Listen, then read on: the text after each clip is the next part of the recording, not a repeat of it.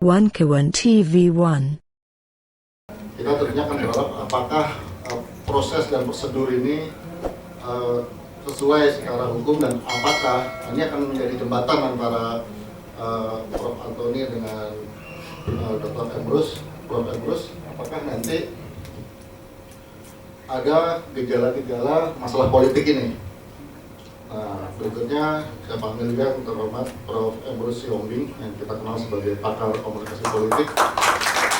Makanya dari Prof. Emrus ini part kedua ini akan kita harapkan banyak diulas, terutama kalau kita melihat gestur dari anggota DPR di RDP kemarin. Saya rasa dalam kepemimpinan Jaksa Agung Burhanuddin Abdullah dan Jampitsus Febri, baru kali ini dia diserang oleh hampir seluruh partai terkait dengan penanganan perkara. Hal yang terjadi dalam penanganan kasus Jiwasraya yang melibatkan relawan, kasus Taspen yang juga melibatkan entitas terkait relawan, dan juga kasus-kasus besar lain. Tapi ini sepertinya akan membuka tabir apakah memang ada masalah politik atau tidak. Dan kalau ini ada masalah politik, seberapa besar masalah politiknya, apakah terkait subjek Tom Lembong atau ada hal lain sehingga ini menjadi masalah politik. Oke, untuk mempersingkat, saya akan memberikan kesempatan pertama kepada Prof. Antoni untuk mengulas hal yang tadi. Terima kasih, Prof. Ya. Terima kasih, moderator. Selamat siang. Jadi ini memang menarik, judulnya adalah Tom Lembong ini tersangka sebagai kasus hukum atau sebagai masalah politik. Nah, itu nanti kita jawab terakhir aja ya. Kalau kita jawab awal nggak seru. Nah, jadi kita lihat pertama adalah tadi Pak Moderator mengatakan secara administratif telah memenuhi syarat. Nah, ini saya challenge. Gini, tuduhannya kepada Tom Lembong apa sih? Kan itu dulu ya. Kita berasal dari tuduhan, kita bisa lihat bahwa tuduhan ini benar atau main-main atau dicari-cari. Kalau tuduhannya benar, ya berarti itu berarti kasus hukum kan ya. Apalagi kalau ada alat bukti. Tapi kalau tidak benar, kalau ini dicari-cari, maka ini adalah kasus politik. Sekedar gambaran saja bahwa surat untuk menyidik Tom Lembong ini sudah turun sejak Oktober 2023. Pada saat itu masa kampanye Pilpres pada saat itu. Nah, di mana bahwa Tom Lembong kalau nggak salah pada periode itu masuk kepada tim untuk pemenangan Anies dan Muhaimin di sana. Nah, pada saat itu langsung keluar sprindik. Pertanyaannya adalah, apakah ada penyelidikannya? Apakah ada lidiknya? Nah, ini nanti Mas Sugeng yang bisa menjawab tuh ya.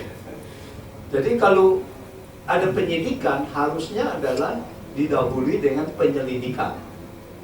Nah, berdasarkan dari informasi di media, itu ditanya jaksa penyidiknya, kapan penyelidikannya?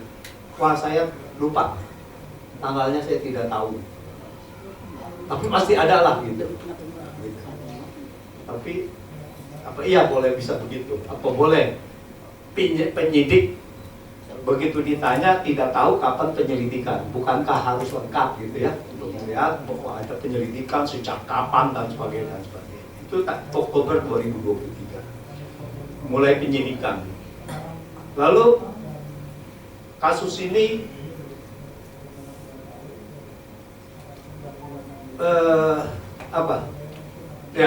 tidak aktif selama hampir 1 tahun sampai 8 Oktober. Tapi menurut Kejaksaan Agung tentu saja tidak diam, katanya ada 90 orang, lebih dari 90 orang saksi sudah diperiksa dalam setahun itu. Dan yang terakhir adalah mungkin Tom Lembongnya sendiri ya, tapi dari Oktober 2023 sampai dengan 8 Oktober 2024, Tom Lembong itu tidak pernah diperiksa, baik sebagai saksi ahli, sebagai ahli atau apapun. 8 Oktober mulai diperiksa sebagai saksi awalnya tentu saja. Jadi penyidikan itu belum ada tersangkanya. Atau sudah, saya kurang tahu pasti. Tapi yang pasti adalah 8 Oktober baru diperiksa pertama kali, lalu kemudian 16 Oktober diperiksa kedua kali dalam waktu seminggu saja, 8, 16.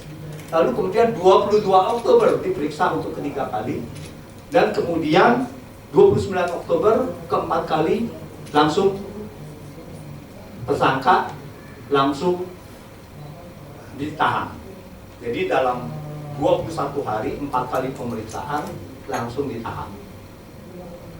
Itu proses dari penahanannya. Lalu apa tuduhannya?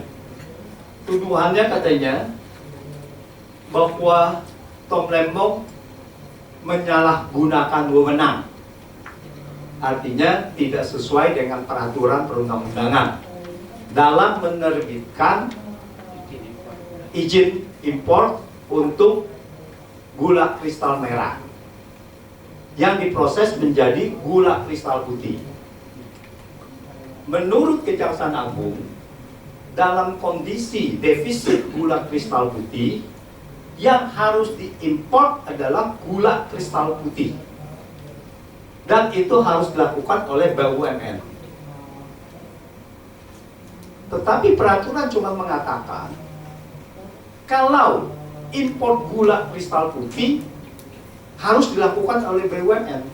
Tidak ada peraturan yang mengatakan kalau gula kristal putih defisit maka harus impor gula kristal putih. Itu tidak ada. Menurut peraturan nomor 527, jadi ini keputusan Menteri Perindustrian dan Perdagangan nomor 527 tahun 2004. Pada saat itu Kementerian Perindustrian dan Perdagangan adalah satu atap. Di dalam peraturan itu tidak ada yang namanya harus ada rekomendasi impor kalau kita memakai peraturan itu, karena rekomendasi impor itu adalah dari kementerian terkait, yaitu Kementerian Perindustrian, dan saat itu undang-undang itu dibuat masih di dalam satu atap Perindustrian dan Perdagangan, jadi tidak ada itu.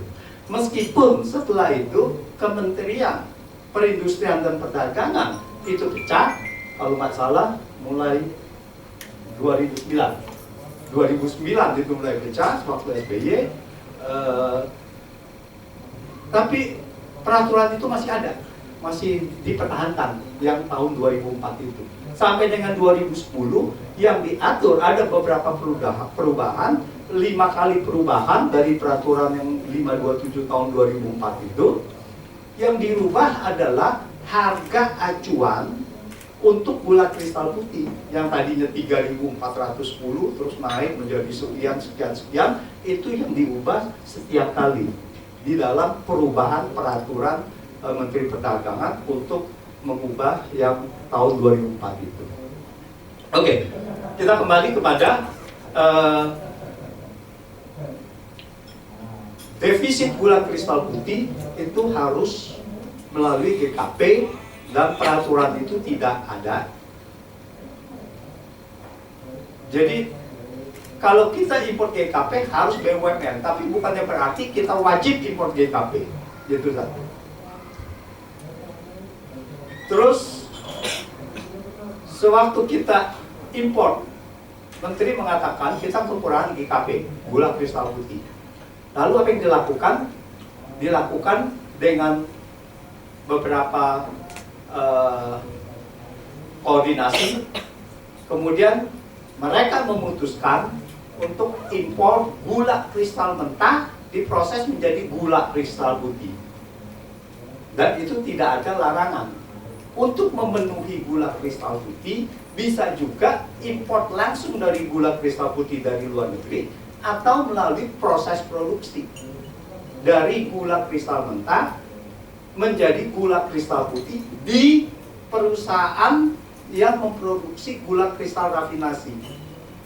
Jadi sekedar diketahui aja, kita punya industri gula ini dibagi menjadi dua sektor di dalam produksinya. Satu adalah sektor gula kristal rafinasi, yaitu dari bahan bakunya dari gula kristal mentah diproses menjadi gula kristal rafinasi. Gula kristal rafinasi itu adalah jauh lebih murni dan paling murni dari proses gula. Lalu di dalam international unit standarnya itu kemurnian yaitu lebih rendah dari maksimal 45. Artinya dengan kadar gulanya 99,8%. Itu paling murni. Gula kristal putih itu tidak terlalu murni. Jadi di bawah itu jauh.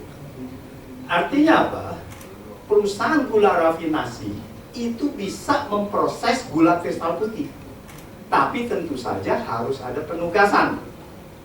Tanpa ada penugasan, mereka tidak boleh memproses gula kristal putih dari gula kristal mentah, dari raw material, dari raw sugar.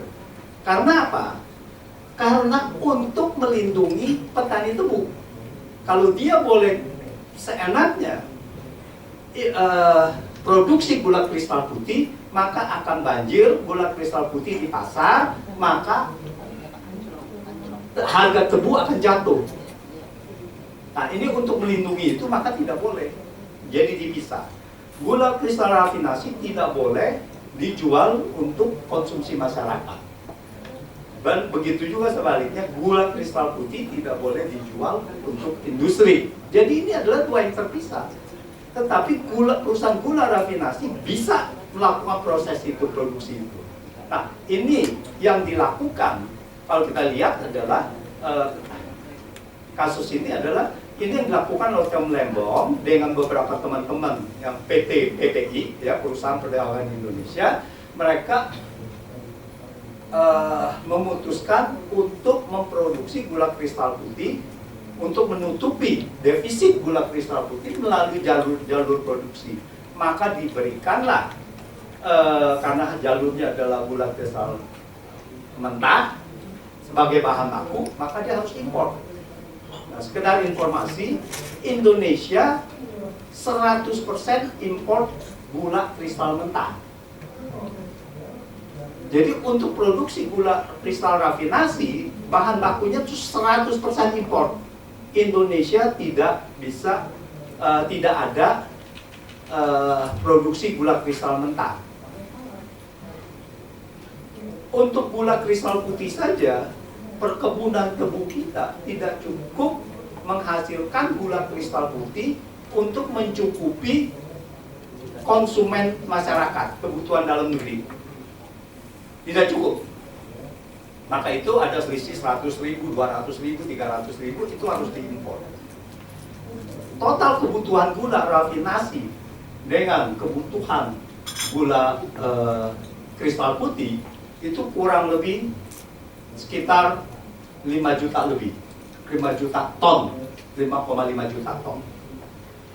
Nah, pada tahun 2015 itu terjadi impor gula kristal mentah, terjadi impor gula, ini tidak dipecah, gula kristal mentah atau gula kristal ada rafinasi dan sebagainya, itu 3,3 juta ton. Lalu kemudian di 2020 sudah menjadi 5 juta ton dan 5,5 juta ton di tahun 2022 kalau nggak salah. Jadi memang luar biasa, tapi itu adalah mungkin 90%-nya adalah dari gula kristal mentah, karena kita tidak bisa produksi gula kristal mentah untuk kebutuhan rafinasi. Nah, tuduhan kedua bahwa Tom Lembong menyalahgunakan wewenang adalah berdasarkan rapat koordinasi pada 12 Mei 2015 ada rapat koordinasi yang mengatakan bahwa terjadi surplus gula. Nah, kita asumsikan gula kristal putih. Dan kenyataannya adalah defisit. Gula kristal putih 2015, 2016, 2017, selama dari 2011 defisit terus.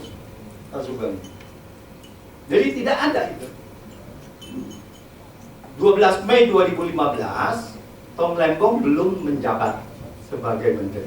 Dia menjabat 12 Agustus 2015 sampai dengan 27 Juli 2016.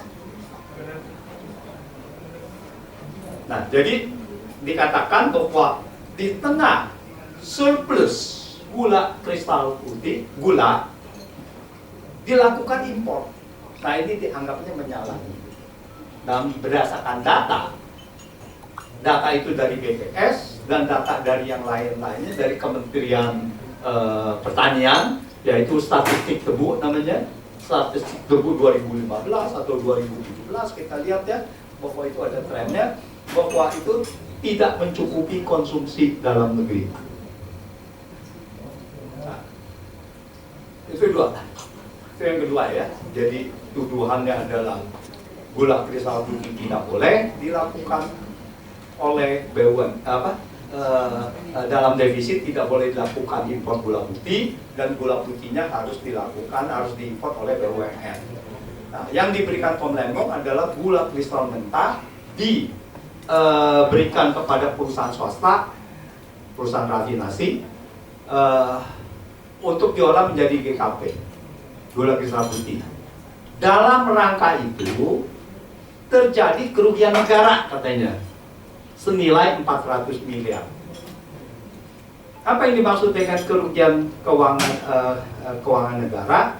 Kalau kita mendalami lagi, kita membaca pernyataan-pernyataan dari Kejaksaan Agung, 400 miliar itu diperoleh dari keuntungan perusahaan swasta memproses dari gula kristal mentah menjadi gula kristal putih yang seharusnya adalah milik BUMN, karena dia harus impor gula kristal putih. Tapi kalau dia impor gula kristal putih kan nggak segitu, beda harga kan. Nah, alasan ini saya sempat membantah dalam tulisan saya. Memenuhi gula kristal putih melalui jalur produksi, yaitu konversi GKM, gula kristal mentah menjadi gula kristal putih, menguntungkan Indonesia. Harusnya Tom Lembong itu diberi apresiasi oleh negara, bukan ditersangkakan. Karena apa? Tom Lembong menghemat devisa. Gula kristal mentah itu harganya acuannya kurang lebih pada saat itu Rp550 per kilogram. Kalau gula kristal putih Rp790, itu berdasarkan tarif 790. Iya, bahan dasarnya. Jadi gitu kan, udah gitu kan ada VAT segala kan. Ini tarif di dalam bea cukai. Ya, kalau dari import itu kan bea cukai ya. Rp550 versus Rp790. Artinya 45% lebih murah mengimpor gula kristal mentah. Devisa kita itu lebih berhemat kurang lebih 45%, 40-45%.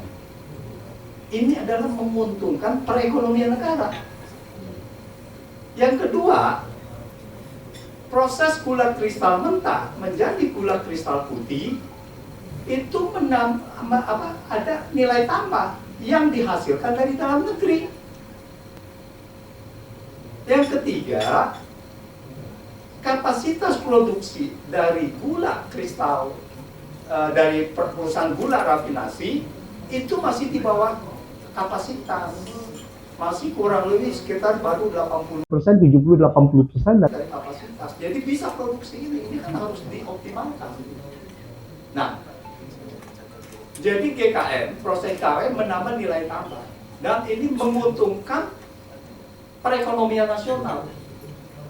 Menghemat devisa, menguntungkan perekonomian nasional. Jadi di mana salahnya? Bahwa ini malah menguntungkan daripada kita langsung impor gula kristal putih. Nah, jadi kalau dianggap proses gula kristal mentah menjadi gula kristal putih, kerugian negara karena harus dimiliki BUMN. Artinya, kalau kita impor gula kristal putih, kita menguntungkan perusahaan rafinasi di luar negeri yang proses gula kristal mentah menjadi gula kristal putih, kan itu. Nah, jadi di sini logikanya adalah kurang nyambung ya untuk itu. Jadi itu yang saya katakan bahwa ini terlihat ada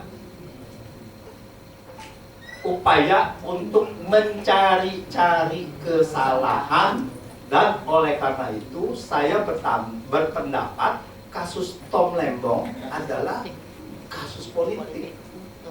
Terima kasih. Terima kasih Prof. Antoni. Ini memang sebenarnya yang saya tunggu dari Prof. Antoni untuk membedakan antara rezim GKN dan rezim GKP untuk membuat kasusnya agak clear, lebih clear. Dan juga ini ada menarik sebenarnya Prof, dari perhitungan PDTT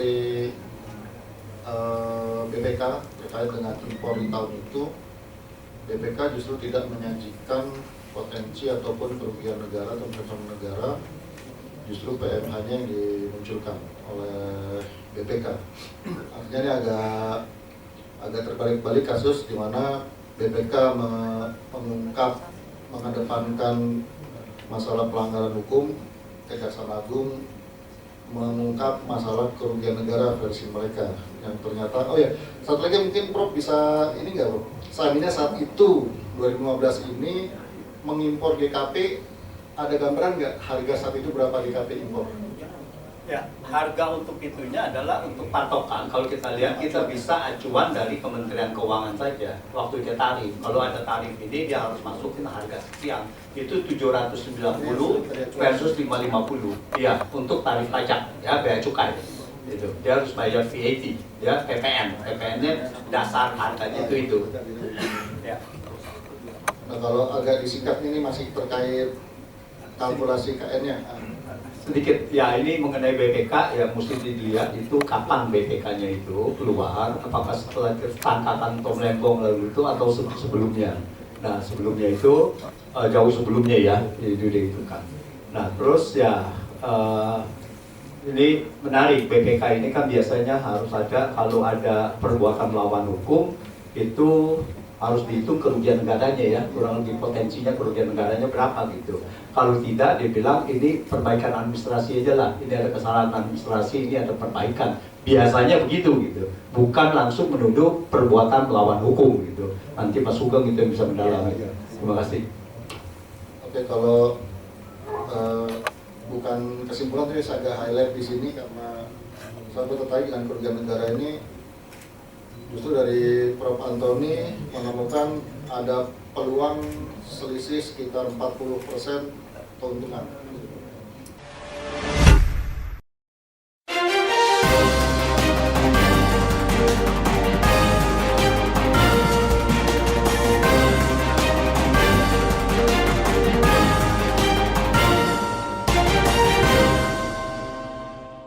One Kawan TV 1